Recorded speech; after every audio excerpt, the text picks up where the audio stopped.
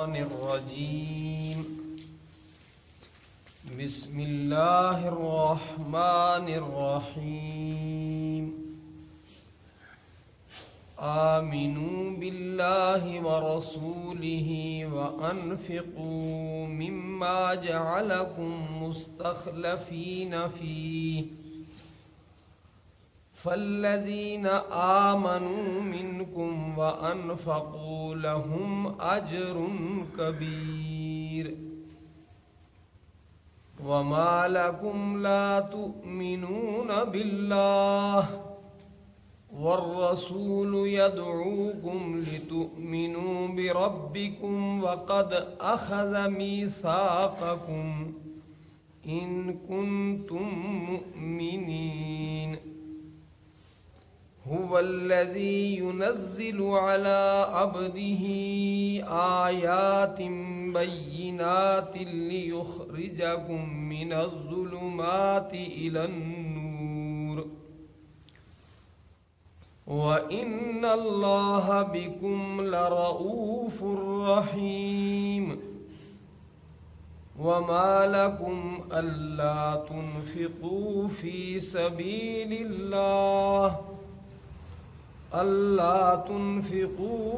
سبيل الله وللہ میراث السماوات والأرض لا يستوي منكم من أنفق من قبل الفتح وقاتل أولئك أعظم درجة من الذين أنفقوا من بعد وقاتلوا وكلا وعد الله الحسنى والله بما تعملون خبير آمنوا باللہ ورسولہ، ایمان لاؤ تم اللہ تعالیٰ پر اور اس کے رسول صلی اللہ علیہ وسلم پر، وَأَنفِقُوا اور خرچ کرو تم، مما اس مال میں سے، جعلا بنایا اس اللہ تعالیٰ نے، کم تم کو، مستخلفین جانشین فیہ اس مال میں، فالذین آمنوا منکم پس جو لوگ ایمان لائے تم میں سے، وَأَنفَقُوا اور خرچ کیا انہوں نے، لہم ان کے واسطے، اجر کبیر بہت بڑا بدلہ ہے، ثواب ہے۔ وَمَا لَكُمْ اور کیا ہو گیا تمہیں، لا تؤمنون باللہ نہیں تم ایمان لاتے اللہ تعالیٰ پر، والرسول حالانکہ رسول، یدعوکم بلاتا ہے تم کو، لتؤمنوا تاکہ ایمان لاؤ تم، بربکم اپنے پالنے والے پر، وقد اخذ میثاقکم اور تحقیق اس نے پختہ وعدہ لیا ہے تم سے، ان کنتم مومنین اگر ہو تم ایمان لانے والے۔ هو الذی اللہ تعالیٰ وہ ہے جو ینزل اتارتا ہے، علی عبدہ اپنے خاص بندے پر، آیات بینات کھلی ہوئی واضح آیات، لیخرجکم تاکہ وہ اللہ تعالیٰ نکالے تم کو، من الظلمات اندھیروں سے، الی النور روشنی کی طرف، وَإِنَّ اللَّهَ بِكُمْ اور بے شک اللہ تبارک و تعالیٰ تمہارے معاملے میں، لرؤوف الرحیم یقیناً بہت زیادہ شفقت فرمانے والا ہے، رحم فرمانے والا ہے۔ وَمَا لَكُمْ اور کیا ہو گیا تمہیں، اللہ تنفقوا کہ نہیں خرچ کرتے تم، فی سبیل اللہ اللہ تبارک و تعالیٰ کی راہ میں، وَلِلَّهِ مِيرَاثُ السَّمَاوَاتِ وَالْأَرْضِ اور اللہ رب العالمین کے لیے ہے آسمانوں اور زمینوں کی میراث۔ لا یستوی منکم نہیں برابر ہو سکتے تم میں سے، من انفقا جس نے خرچ کیا من قبل الفتح فتح مکہ سے پہلے وقاتل اور لڑائی کی اولئکا یہی لوگ ہیں اعظم زیادہ عظیم درجتاً درجے کے اعتبار سے من الذین انفقوا ان لوگوں سے جنہوں نے خرچ کیا من بعد وقاتلوا فتح مکہ کے بعد اور لڑائی کی انہوں نے وَكُلًّا وَعَدَ اللَّهُ الْحُسْنَى اور ہر ایک سے اللہ تعالیٰ نے وعدہ کیا ہے اچھا بدلہ دینے کا وَاللَّهُ بِمَا تَعْمَلُونَ خَبِيرٌ اور اللہ تبارک و تعالی جو کچھ تم کر رہے ہو اس سے باخبر ہے۔ سورہ حدید کی جو آیات ہم نے کل پڑھی تھیں ان میں یہ بتایا تھا کہ اللہ رب العالمین کے علاوہ جو کچھ ہے یعنی کائنات، اللہ کے علاوہ کو کائنات کہتے ہیں، اللہ تعالیٰ کے علاوہ جو کچھ ہے وہ سب مخلوق ہے، اللہ تعالیٰ کی پیدائش ہے۔ تو اللہ رب العالمین کائنات کے ذرے ذرے کو گھیرے ہوئے ہے، اس پر اللہ تبارک و تعالیٰ کا علم چھایا ہوا ہے، اللہ تعالیٰ کے قبضہ قدرت سے باہر کوئی چیز نہیں ہے، اور زمین و آسمان میں جو کچھ ہے وہ اللہ تبارک و تعالیٰ کی پاکیزگی بیان کرتا ہے۔ اللہ کی عظمت کو، اس کی قدرت کو، اس کے علم کو بیان کرنے کے بعد اب ہمیں اللہ رب العالمین فرما رہے آمنوا باللہ و رسولہ کہ تم اللہ رب العالمین پر اور اس کے رسول پر دائمی ایمان لاؤ، ہر وقت ایمان، اور اللہ رسول پر دائمی اور پختہ ایمان کے لیے جو دلائل ہیں، جو نشانیاں ہیں، ان میں سے ایک نشانی یہ ہے کہ اللہ تبارک و تعالیٰ نے جس مال کا تمہیں امین بنایا ہے، اللہ تعالیٰ نے جو مال تمہیں دیا ہے انفقو وہ خرچ کرو۔ ایک آدمی کہتا ہے میں اللہ رسول پر ایمان لاتا ہوں تو اس کی کوئی دلیل ہونی چاہیے، تو فرمایا اللہ اور اللہ کے رسول پر ایمان کے دلائل میں سے، ثبوتوں میں سے ایک ثبوت یہ ہے کہ تم وہ مال جو اللہ تبارک و تعالیٰ نے تمہیں دیا ہے اسے اللہ کے راستے میں خرچ کرو، جان مال کی قربانی دینا، یہ دلیل ہے کہ آپ پختہ ایمان والے ہیں۔ اور پھر فرمایا فَالَّذِينَ آمَنُوا مِنْكُمْ جو ایمان لائے اور ایمان لانے کے بعد انفقوا اللہ کے راستے میں مال کو خرچ کیا، لہم اجر کبیر ان کے لیے بہت بڑا اجر ہے، ثواب ہے۔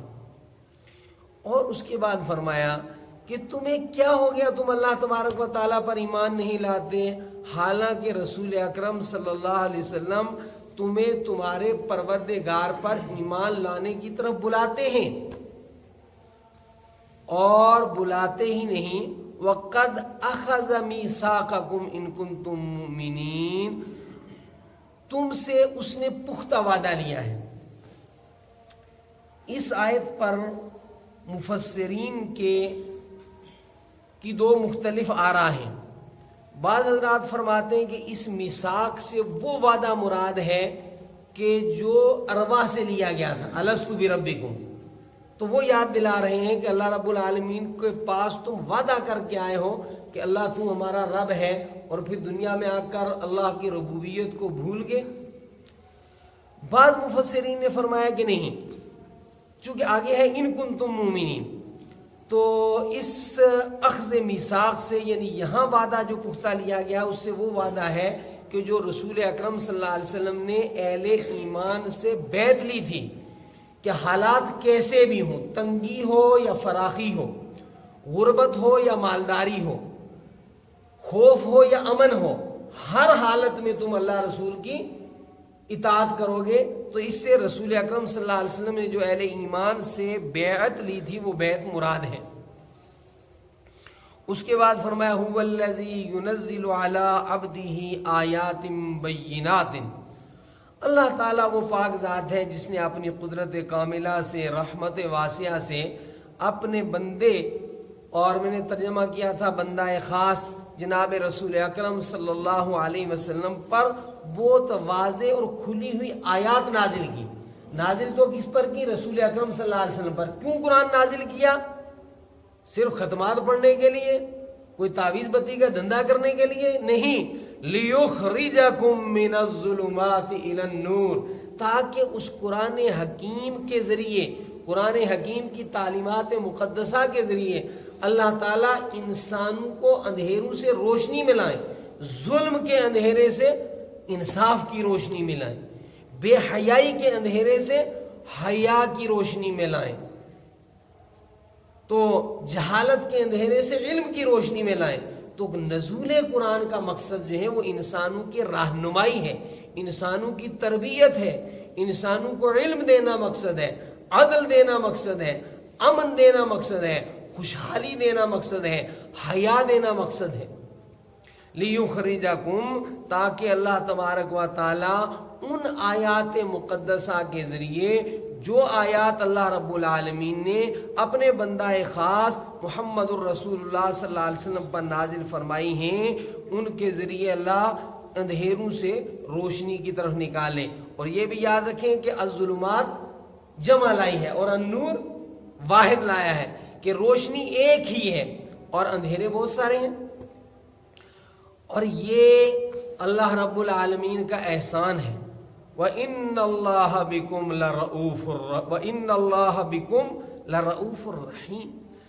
یہ عظیم نعمت تمہیں مل جانا قرآن حکیم کی، الرحمن، اللہ کی رحمت کے صدقے میں، وہی یہاں کہا فرمایا گیا وَإِنَّ اللَّهَ بِكُمْ لَرَؤُوفٌ رَحِيمٌ.